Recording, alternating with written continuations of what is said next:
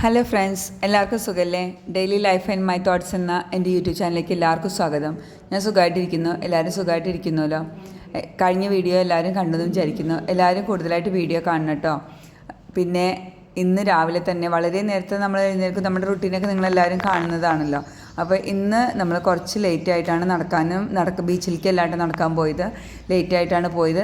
അപ്പോൾ വെയിൽ ചെറുതായിട്ടൊന്ന് കൊള്ളുക എന്നുള്ളതും കൂടിയായിരുന്നു ഉദ്ദേശം. ചെറിയ വെയിലിൽ നടക്കാമെന്ന് വിചാരിച്ചു. അപ്പോൾ അതിനുശേഷം നമ്മളൊരു ഫാമിൽ പോയ കാഴ്ചയാണ് കാണുന്നത്. കുറച്ച് പച്ചക്കറികളൊക്കെയാണ് അവിടെ ഉള്ളത്. പാലക്ക അങ്ങനെയുള്ള കാര്യങ്ങളൊക്കെ ഒന്ന് കാണും.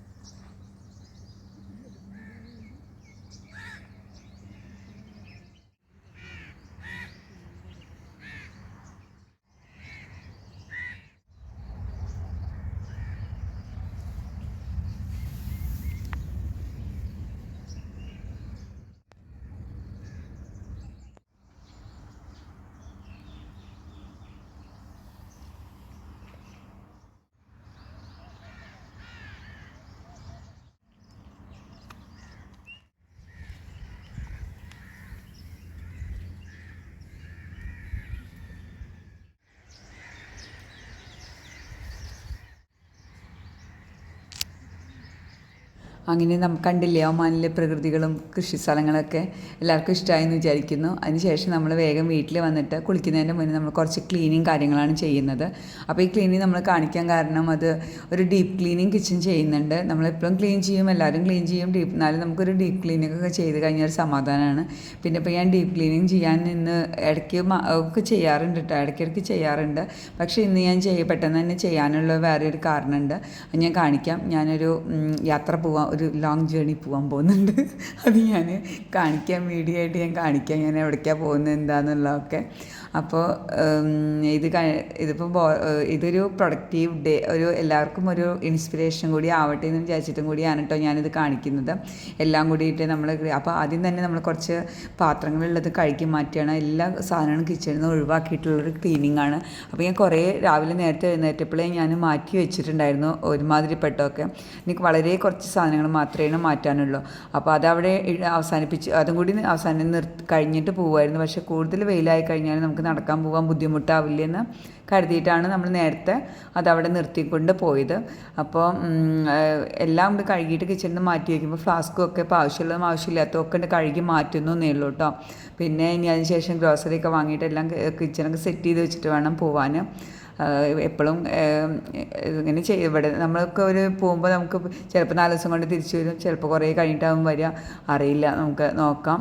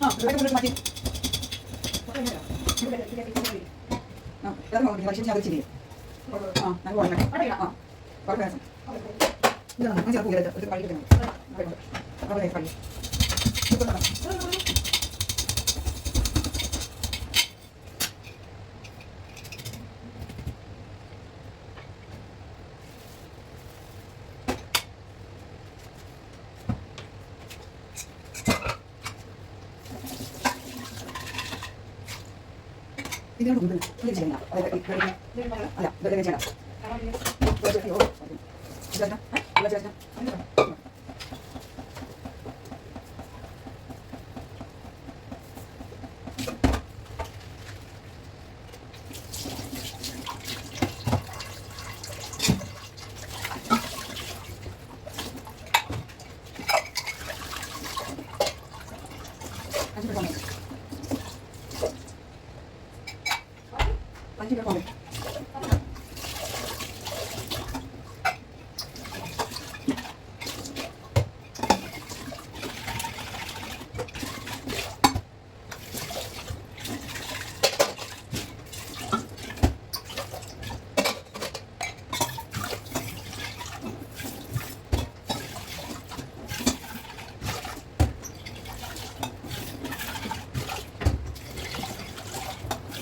ഫ്ലാസ്കുകളൊക്കെ ഇങ്ങനെ മുൻകൂട്ടി കഴുകി വെച്ചിട്ടുണ്ടെങ്കിൽ പിന്നെ ഈ സൺഡേ ആണല്ലോ നെക്സ്റ്റ് വർക്കിംഗ് ഡേ, അപ്പോൾ ആ സമയത്ത് തിളച്ച വെള്ളം ജസ്റ്റ് ഒഴിക്കാവുന്നതേ ഉള്ളൂ.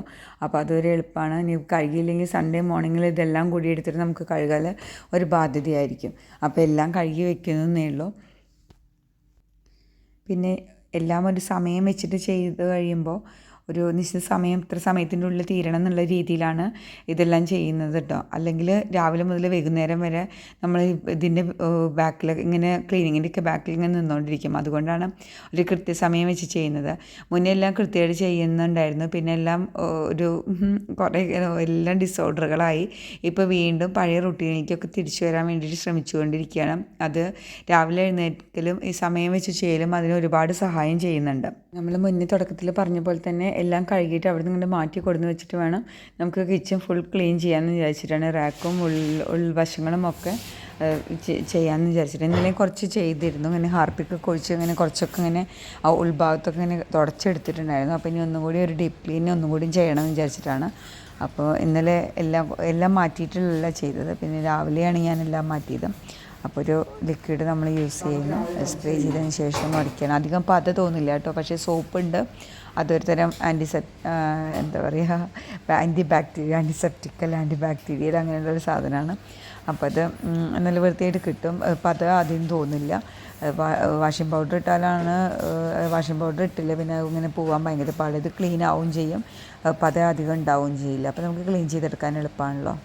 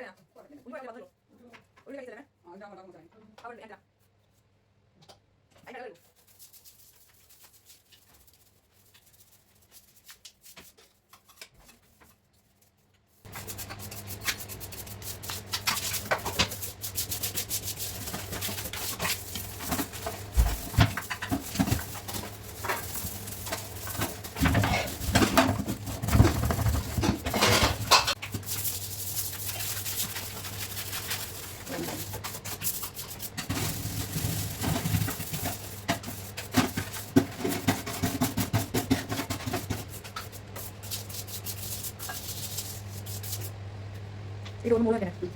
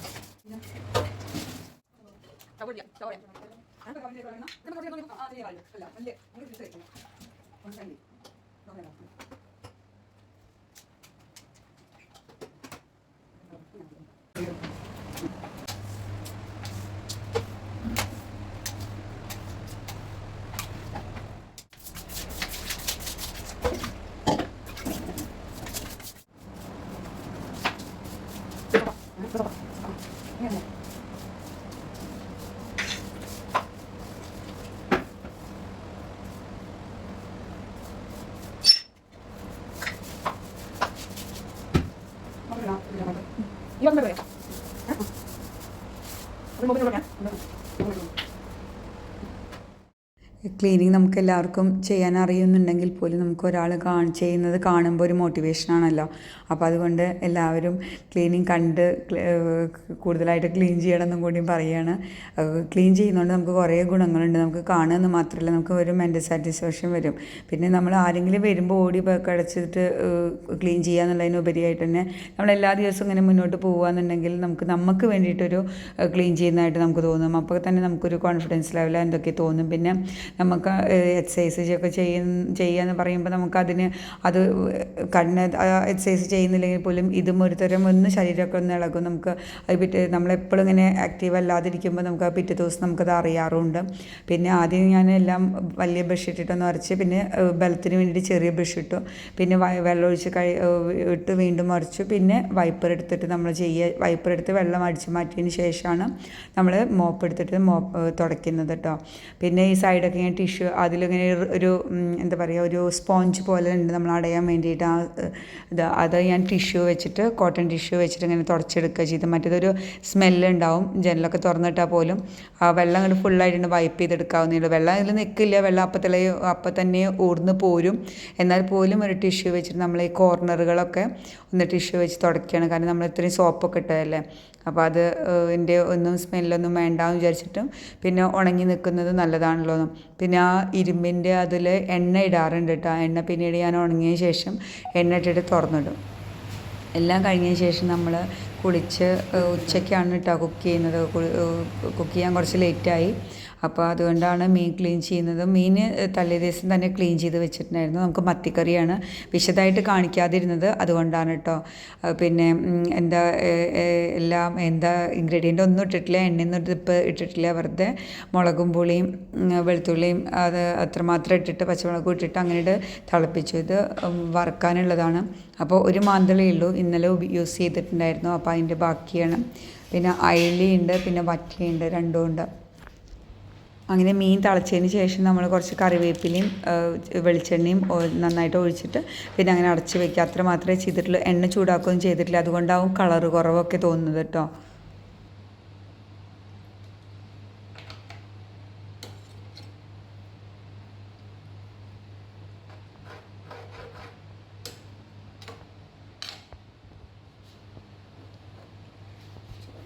മീൻ വറുക്കാൻ വേണ്ടി നേരത്തെ വെച്ചത് കണ്ടില്ലേ ഞാൻ, 5 ചുമന്ന മുളകും പിന്നെ 4-5 പച്ചമുളകുമാണ് ഇട്ടത്. കുറച്ച് പഴുത്തത് പോലെയുള്ളത് അങ്ങനെ നോക്കിയിട്ട് ഞാൻ വാങ്ങുന്നതാണ് കേട്ടോ, കുറച്ച് കളറൊക്കെ ഉണ്ടായിക്കോട്ടെ വിചാരിച്ച്. പിന്നെ കറിവേപ്പിലയും പെരിഞ്ജീരകം മഞ്ഞളും ഉപ്പും അത്ര മാത്രമേ ഇട്ടിട്ടുള്ളൂ. ഉള്ളിയും വെളുത്തുള്ളിയൊന്നും ഇട്ടിട്ടില്ല. ഇങ്ങനെ അന്ന് എനിക്ക് കമൻറ്റ് വന്നിട്ടുണ്ടായിരുന്നു മഞ്ഞ കളറാണല്ലോ എന്നുള്ളത്. അന്ന് ഞാൻ തിരിച്ചിട്ട് ഫൈനൽ ലുക്ക് കാണിച്ചിട്ടുണ്ടായിരുന്നില്ല കേട്ടോ. അതുകൊണ്ടാണ് ഇങ്ങനെ നമ്മൾ ഒരു മുളക് പൊടി ഇപ്പോൾ ഒരുപാട് ഫ്രൈന് ഇട്ടോണമെന്നൊന്നുമില്ല. അല്ലെങ്കിൽ നമുക്ക് നന്നായിട്ട് ഫ്രൈ ആയി വരും. അല്ലെങ്കിൽ ഒരു സ്പൂൺ അരിപ്പൊടി ഇട്ടാലും മതി. ഇപ്പോൾ ഇന്ന് നമ്മൾ അരിപ്പൊടി ഇട്ടിട്ടില്ല. പിന്നെ പച്ചമുളകൊക്കെ ആകുമ്പോൾ നമുക്കൊരു എരിവൊക്കെ വരും കേട്ടോ. പക്ഷേ ഒരുപാട് ചുമന്ന മുളക് നമ്മൾ യൂസ് ചെയ്യുമ്പോൾ എണ്ണയും നല്ലോണം കുടിക്കുന്നതായിട്ടാണ് എനിക്ക് തോന്നാറ് കേട്ടോ. അതുകൊണ്ടും കൂടിയാണ് ഞാൻ ഇങ്ങനെ ചെയ്യുന്നത്. പിന്നെ പല രീതിയിൽ നമ്മൾ മീൻ വറുക്കുമല്ലോ, അത് അങ്ങനെ ഇതൊരു രീതി അത്രയും ഉള്ളൂ. വെളുത്തുള്ളി നന്നായിട്ട് ഇടാറുണ്ട് ഇങ്ങനെയൊക്കെ വറുക്കുമ്പോൾ, പക്ഷേ ഇന്നിട്ടില്ല.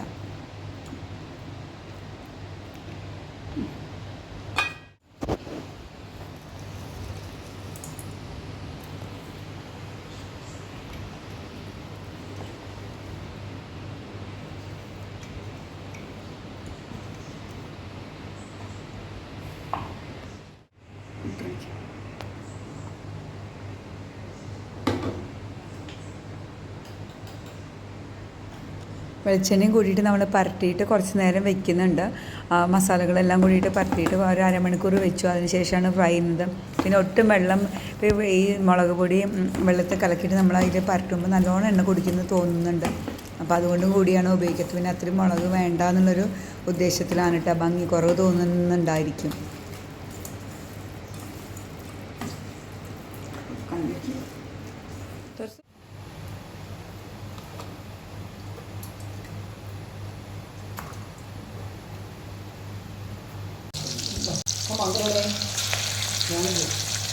മതിൽ പൊട്ടിച്ചു പൊടിക്കാൻ പറ്റില്ലായിരുന്നു എൻ്റെ മതിൽ ഇതോടെ കൂടെ ഇത് പോകണം. ഇത്ര കിടന്നോ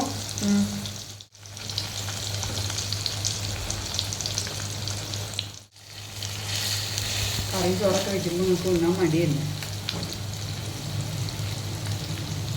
പിന്നെ നിങ്ങൾ കണ്ടുല്ലോ, മീൻ വറുത്തതിൽ ഒരുപാട് എണ്ണയൊന്നും കുടിച്ചിട്ടില്ല കേട്ടോ. ആദ്യം എടുക്കുന്ന എണ്ണയിൽ നിന്ന് ബാക്കിയുള്ളതും കൂടി നമ്മൾ വറുത്തെടുക്കുന്ന വേറെ എണ്ണയൊന്നും സെക്കൻഡ് ട്രിപ്പിൽ നമ്മൾ ഒഴിക്കുന്നില്ല. ഇത് ഒരുപാട് എണ്ണ കുടിക്കില്ല. കാരണം എന്താ വെച്ചാൽ നമ്മൾ വെള്ളമൊന്നും ഒട്ടും ആക്കുന്നില്ലല്ലോ, അതുകൊണ്ട് തന്നെ. പിന്നെ നമ്മൾ ചോറ് അപ്പോൾ തിളപ്പിച്ച് വെച്ചിട്ടുണ്ടായിരുന്നു. ആദ്യം കുക്കറിൽ ഞാൻ ഇട്ടു. അപ്പോൾ കുക്കറിൽ നിറയുണ്ടായിരുന്നു. ഇന്നലെ ആ പാക്കറ്റിലുള്ള അരി ഫുള്ളാണ്ട് എടുക്കുക ചെയ്തത്. പിന്നെ കുറച്ച് ചോറ് കൂടുതൽ വെച്ചു. പിന്നെ കുറച്ച് നേരം തിളപ്പിച്ച് വെച്ചിട്ട് പിന്നെ രണ്ടാമത് തിളപ്പിച്ച് വറുക്കുക ചെയ്തത്. അപ്പോൾ വലിയ ചെമ്പ് കുറച്ച് വലുതാണ്, ഇത്ര വലുത് ആവശ്യമില്ല. പിന്നെ വെള്ളം പിടിക്കേണ്ട ചെറിയ ചെമ്പാകുമ്പോൾ ആ അരി ഫുള്ള് കൊള്ളില്ല. അതുകൊണ്ടാണ് വലിയ ചെമ്പെടുത്തത്. എല്ലാവരും ഇങ്ങനെയാണോ ചോറ് വറുക്കാറ്? ക്ലിപ്പിട്ടിട്ടാണോ? അത് ക്ലിപ്പിട്ട് അങ്ങോട്ട് സേഫായിട്ട് ഇരുന്നോളൂ എന്ന് വിചാരിച്ചിട്ടാണ് കേട്ടോ. ചെമ്പിൽ വെക്കുമ്പോൾ കോൺഫിഡൻസ് കുറവാണ്. പിന്നെ എനിക്കിതൊരു അരി വറുക്കുമ്പോൾ ഓർമ്മ വരുന്നത്, ഞാനൊരു ചാനൽ കണ്ടായിരുന്നു. അവർ എന്നും അരി വറുക്കുന്നത് കാണിക്കും. പിന്നെ കുറച്ച് വെള്ളം നമ്മൾ കുടിക്കാൻ വേണ്ടിയിട്ട് എടുത്ത് വയ്ക്കുന്നുണ്ട് കേട്ടോ, കഞ്ഞിവെള്ളം. അപ്പോൾ തന്നെ കുടിക്കാനാണ്. ഇപ്പോൾ സമയം നല്ലോണം ആയി, അപ്പോൾ വിശക്കുന്നുണ്ട്. അപ്പോൾ കുടിക്കാൻ വേണ്ടിയിട്ട് കുറച്ച് കഞ്ഞിവെള്ളം മാറ്റി വയ്ക്കുന്നു. പിന്നെ വാഷ് ബേസിക്ക് നേരെ കമഴ്ത്തുന്ന സമയത്ത് നേരെ തിളച്ച വെള്ളത്തിൽ വീണ് വെച്ചിട്ട് കുറച്ച് ആ ചീര കഴുകിയ വെള്ളം ഒന്നിങ്ങനെ ഒഴിച്ചു കൊടുക്കുന്നു എന്നുള്ളൂ കേട്ടോ. അത്രയും ചൂടിൽ ഡയറക്റ്റ് ആവേണ്ട, പിന്നെ ഒട്ടി പിടിക്കേണ്ടെന്ന് വിചാരിച്ചിട്ട്.